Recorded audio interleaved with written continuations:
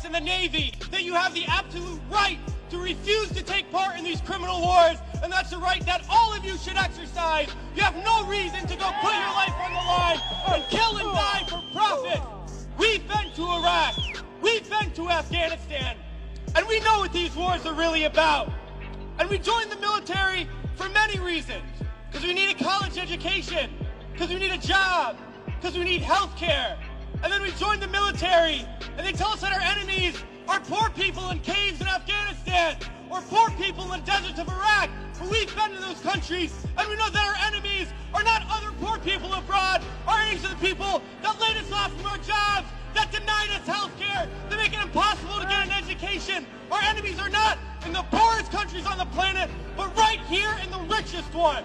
The occupations of Iraq and Afghanistan alone are costing over $700 million every single day. This is a crime. Every single day, while so many of us are hurting, well, I think all of us here and the vast majority of people in this country would agree that we can spend $700 million a day better than bombing people that we have no reason to bomb. We can spend $700 million a day rebuilding those countries we've destroyed. We can spend $700 million a day caring for the veterans we get home when they get home, and then we can spend $700 million a day giving every single person health care, a college education, a job, and a livelihood, and a home. That's what we need to be spending our money on. But this government is not going to do that. They're not going to use the money in that way. They're not going to end the wars. And they're not going to do it because it's not our government. It's their government. It's the government of the rich.